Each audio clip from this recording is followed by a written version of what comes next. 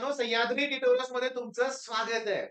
सीएसचा paper आहे 4 तारखेला आणि 6 तारखेला. मग सर अशा वेळेस सीईटीचं मी मागं पडतोय, सीईटीचा बॅकलॉग तयार होतोय. मी आता हे कसं मॅनेज करू?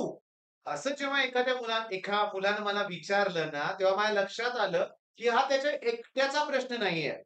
तुमचं मन काय म्हणतंय, की अरे बाकीचे तर सीईटी जोरात करतायत, मग आपण कदाचित मागे पडू. पण नाही. मी स्पष्टपणे तुम्हाला सांगतोय, की इथून पुढे 2-3 दिवस तुमचा सीएसचा पेपर होईपर्यंत आणि त्यांचा जिओग्राफी आहे, तरी जिओग्राफीचा पेपर होईपर्यंत म्हणूया आपण. बघा, जिओग्राफीवाला जरा बाजूला ठेवूया. विषय थोडासा तो वेगळा आहे. पण सीएस वाल्यांनो, तुम्ही फक्त आता सीएसच्या पेपरचा विचार करा.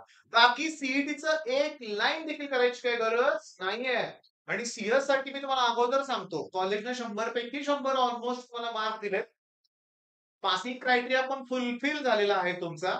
आणि बोर्डला तुम्हाला म्हणजे रिटर्न थेरी क्वेश्चनमध्ये तुम्हाला थेरी पेपरमध्ये तुम्हाला बऱ्यापैकी चांगला स्कोर होणार आहे.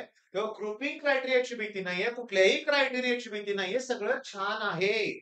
त्यामुळे तणाव न घेता आता बऱ्याच जणांनी कॉम्प्युटर सायन्स अकॅडमी हे YouTube चॅनल फॉलो केलंय. मी त्या चॅनलवरचा एकही व्हिडिओ बघितलेला नाहीये. काय संबंधच नाही ना. मग ज्यांनी बघितलाय त्यांच्यावर रिव्ह्यू चांगले आलेत किंवा तुम्ही एखादं बेस्ट चॅनल बघत असाल ते वाटल्यास सजेस्ट करा. पण लास्ट मोमेंटला तणाव घेऊ नका कुठल्याही गोष्टीचा. सीएसचा पेपर झाल्यानंतर सगळं कव्हर करता येईल. इथून पुढचे 3 दिवस फक्त सीएस करा.